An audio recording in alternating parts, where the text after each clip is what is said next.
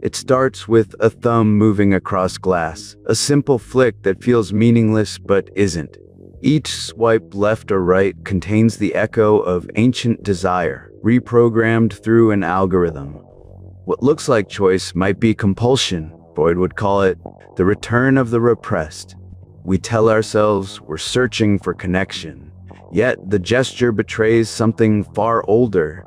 The screen lights up, faces appear, vanish, appear again, a rhythm that mimics the heartbeat of craving. Dating apps didn't invent longing, they just gave it a new interface, a smoother ritual of repetition. Each match is a tiny promise of validation, a whisper saying you exist, you're seen, you're wanted. But beneath that whisper lurks another voice, the one Freud warned us about, hidden in the id's shadow. When you swipe, you think you're acting freely, but the movement is mechanical, almost unconscious. It's a slot machine for affection, pulling you into the loop of hope, disappointment, and return. The uncanny thing isn't the technology, it's how familiar it feels, like déjà vu dressed in pixels. We've built a marketplace of desire, where intimacy is filtered through preference and profile. Yet every bio, every carefully cropped photo is a symptom, a trace of what we try to conceal. Freud might say we curate to protect the ego, to disguise the messy contradictions of being human. We hide the wounds, the awkward silences, the neuroses that don't photograph well in golden light. But repression doesn't delete. It reorganizes, shaping what we crave and what we fear in equal measure. That's why the swipe feels addictive. It's not pleasure alone, it's the chase for something unresolved. In this sense, dating apps are less about love and more about repetition. Freud's compulsion replayed. The promise of novelty masks the deep sameness of the act. Faces blur, but the need remains constant. Every encounter becomes a rehearsal for desire, a loop where we keep meeting versions of ourselves. The unconscious doesn't care about compatibility scores or witty banter in chat windows. It wants recognition, but not the kind that can be measured in matches or metrics. It wants to repeat what was once lost, to reenact the original moment of rejection or thrill. So the app becomes a stage where our drives perform, masked as casual modern romance. We scroll through projections, through fantasies algorithmically sorted by proximity and preference. And in that scroll, the line between authenticity and performance begins to blur completely. What Freud called the uncanny something, both familiar and strange, lives here in every profile. We look for love in mirrors that reflect fragments of ourselves, but slightly distorted. The swipe is our new gesture of the unconscious, a ritual we perform without understanding why. Every motion of the thumb is both choice and confession, both hope and surrender to design. The algorithm listens, learns, and feeds us back to ourselves with precision we call attraction. In this loop, desire becomes data, and intimacy turns into an equation of engagement. The psyche, once explored in dreams, now unfolds in digital gestures and haptic feedback. Freud's couch has been replaced by the glow of a phone, where confession is swiped instead of spoken. We're all analysts now, interpreting emoji as symptoms, decoding tone from typing pauses. But what we uncover isn't just others, it's the hidden architecture of our own craving. When we say someone ghosted us, we're naming a very modern haunting, yet the ghost is internal. It's the phantom of expectation, resurrected each time the message bubble appears, then fades. In the age of dating apps, our desire has gone online, but our unconscious never left the room. It lingers behind the swipe, shaping every choice we think we make, every hope we project outward. So maybe Freud's revenge isn't that he was right, but that we've rebuilt his theories in code. Our collective libido has been uploaded, optimized, and monetized, yet it remains insatiable.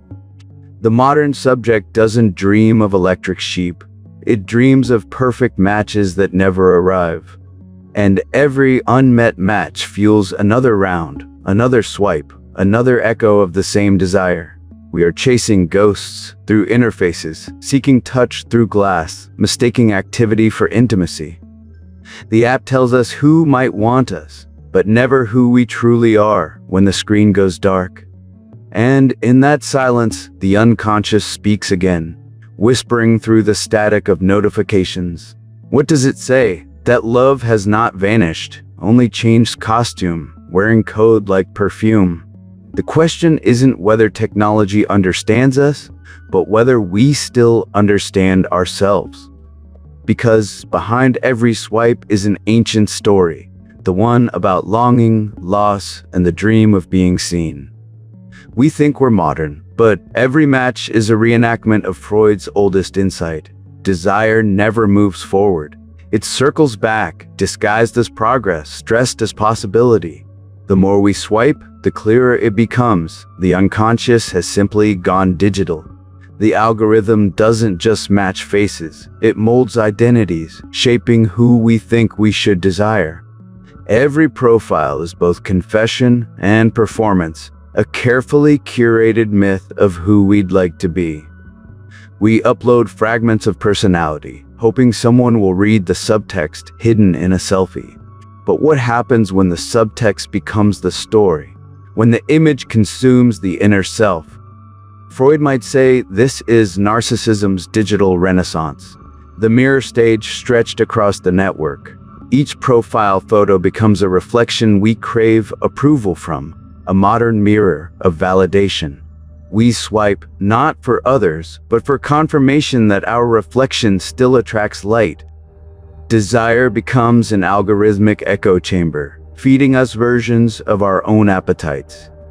Every like reinforces a loop where we chase not people, but the feeling of being wanted. The app learns our patterns, our preferences, and soon it predicts what will keep us swiping. The machine doesn't judge, it mirrors, amplifies, and monetizes our hidden impulses. It tells us we're choosing, yet it curates the very field from which our choices emerge. In Freud's terms, the id finds its perfect accomplice, infinite novelty without moral restraint. But the superego hasn't disappeared.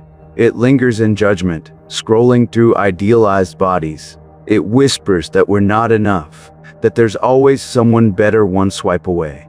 So we oscillate between pleasure and guilt, attraction and anxiety, endlessly reloading the feed. The unconscious finds pleasure in this repetition. It's the familiar cycle of desire and denial. We convince ourselves it's fun, but beneath the dopamine spikes lies a quiet dread of emptiness. Because the more we swipe, the less we feel, until affection becomes just another notification. This isn't love lost. It's love flattened, compressed into data packets and filtered by code. And yet we keep returning, like patients to a couch, seeking meaning in the endless scroll. Maybe we hope that in the chaos of profiles, one will break the loop and restore something real. But even that hope is a symptom, Freud would say, a displacement of what we can't face directly. We don't fear rejection itself, we fear the mirror it holds up to our deepest insecurities. Each unmatched moment revives an old wound. Each ghosting reawakens a buried humiliation. The unconscious remembers everything, and dating apps have become its new memory palace. Every message, every silence, every unreturned gesture, archived evidence of modern longing. It's not just technology we wrestle with, but the self we've outsourced to digital space. The algorithm doesn't create loneliness, it magnifies the loneliness we brought with us. In Freud's world, repression was personal. In ours, it's networked, optimized, and endlessly refreshed. Desire circulates like electricity, always on, never satisfied, always seeking the next connection. We scroll not toward love, but toward distraction from the ache of unfulfilled desire. And yet, occasionally, amid the repetition, something unexpected pierces through. A conversation that lingers longer than it should, a joke that feels oddly familiar. It's in those small ruptures that the real slips through the unconscious, reaching the surface. Because despite the digital facade, we still crave the unpredictable, the imperfect, the human. We may hide behind filters and witticisms, but vulnerability remains our only authentic currency. The moment someone sees beyond the curated version, the algorithm trembles. It can't quantify that. It can track desire, but it can't understand devotion. It can predict type, not tenderness. Freud would say, this is where the unconscious resists, the drive that refuses to be coded. Even as the app claims to know us, it can't reach the irrational core that makes us human. Love, after all, has never obeyed reason, and no algorithm can calculate its contradictions. The unconscious doesn't care about compatibility or convenience. It seeks recognition in chaos. It wants to repeat not because it's trapped, but because repetition is the only way it speaks. So when we return to the app after heartbreak, it's not weakness, it's ritual, the psyche's rhythm.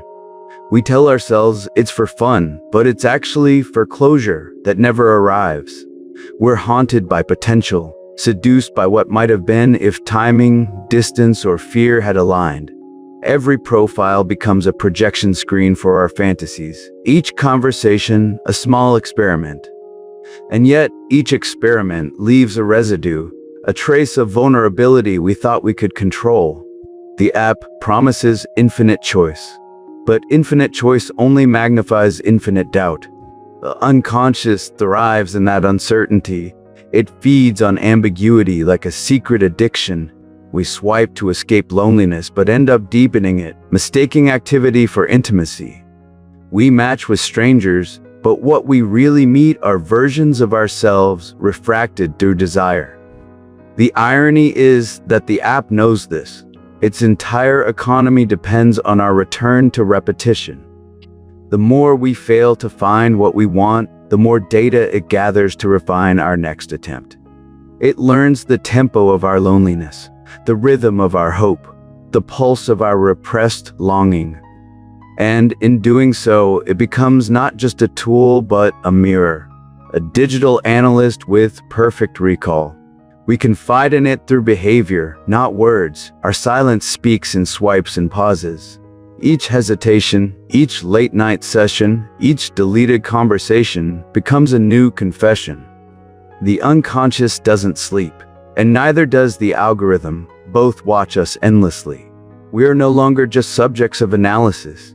We are datasets under psychoanalytic observation. But here's the paradox. In surrendering to the app, we might actually be seeking self-knowledge.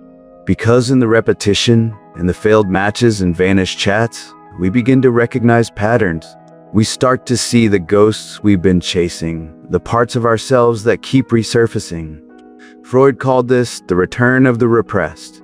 The app calls it user engagement. But beneath the corporate language lies a deeper truth. We are trying to heal through repetition. Each swipe is an unconscious experiment in rewriting the past, hoping for a different outcome. And maybe, occasionally, it works. A glitch in the system where two people meet despite the odds. That's the paradox of modern love. It's mechanized, yet still profoundly irrational. We've automated the search for connection, but not the need that drives it. Behind every screen, there's still a heart beating faster when a message finally arrives. That's the reminder the unconscious offers, even in code. Desire remains stubbornly human. Maybe the question isn't whether technology destroys love, but whether it reveals what love has always been. A tension between fantasy and truth, between the story we tell ourselves and the reality that resists it. Freud believed every act of love was haunted by repetition, a reenactment of some original loss. And dating apps, in their infinite loops, have simply made that repetition visible and measurable. We can now track heartbreak like metrics, timestamp our longings, and screenshot our disappointments. The unconscious has gone public. Its data stored in servers, its desires translated into behavioral analytics. But amid that exposure, something ancient persists, the longing to be seen beyond the surface. Because no matter how optimized the system, love still depends on the unpredictable recognition of another. The swipe may start the story, but the real narrative begins when the algorithm steps aside, when two people abandon the performance, when conversation slips from curated charm into messy honesty. That's the moment the unconscious stirs again, not as a ghost, but as a guide toward something genuine. In those moments, the repetition cracks open, and something new, something unprogrammed emerges. We realize that the goal was never to escape the loop, but to become conscious within it. To see our patterns, not as prisons, but as maps to the parts of ourselves we've exiled. Because every failed match, every silence, every impulsive message reveals a small truth about who we are. In this light, Freud's revenge isn't punishment. It's revelation through discomfort, a forced mirror of desire. The app becomes a therapist of sorts, not through insight, but through relentless reflection. It teaches by showing us the patterns we refuse to acknowledge, the ghosts we summon by habit. And maybe that's what modern love demands, a confrontation with the algorithmic self we've created. We can't return to a pre-digital innocence. Our intimacy now speaks through pixels and pings. But we can learn to listen differently, to treat the endless scroll not as noise, but as language. A new form of dreaming where our desires speak in swipes instead of symbols. Freud read dreams to uncover what we hide. Today, the feed is our collective dreamscape, every profile a fragment of the social unconscious, a shared hallucination of connection. And, just like dreams, the meaning isn't in the literal, it's in the patterns, the slips, the contradictions. So, perhaps love now requires a new literacy, a way to read the digital psyche with compassion. To understand that behind every ghost, every mismatch, there's a human story in translation. We are all lost in the same labyrinth, guided by algorithms but searching for something unscripted. And sometimes, two people pause long enough to meet, not as profiles, but as fellow wanderers. That's where love still lives, stubborn and irrational, defying the cold logic of the system. It appears not in perfect matches, but in imperfect timing, awkward pauses, and honest vulnerability. Moments that cannot be optimized because they resist efficiency. They demand presence. The unconscious breathes through these cracks, reminding us that being known is never seamless. It's messy, uncomfortable, and deeply human, precisely what no machine can replicate. Perhaps that's the final paradox of our age. The more we mechanize desire, the more fragile it becomes. We've built systems to predict connection, only to rediscover that love thrives on unpredictability. The algorithm may suggest who we meet, but it cannot script what unfolds after the match. It can't simulate the tremor of voice, the nervous laughter, the quiet between words that means everything. In those silences, the unconscious finds its way back, whispering through presence instead of performance. Freud might smile at the irony, his theories reborn not in therapy rooms, but in code and circuitry. The id scrolls endlessly, the ego edits captions, and the superego judges our digital confessions. And yet, through it all, the drive for connection endures, as primal and irrational as ever. Love remains the glitch in the system, the one thing that refuses to be fully understood or optimized. Maybe that's its power, that even in an age of surveillance and simulation, it resists capture. Because to love is to risk error, to expose the parts of ourselves no algorithm can predict. It's to say yes to uncertainty, to step outside the loop and face another human without filter. And when that happens, even for a moment, the data stops meaning anything. The feed goes quiet, the phone forgotten, and we find ourselves in the fragile present. That's when the unconscious rests, when repetition pauses long enough for recognition to occur. Two people, neither perfect nor optimized, meeting in the space between projection and truth. No interface, no metrics, just the impossible fact of mutual awareness. That moment is Freud's true revenge. Not that we are trapped by our desires, but that we feel them fully. Because feeling, and all its confusion and contradiction, is what keeps us human in a mechanized world.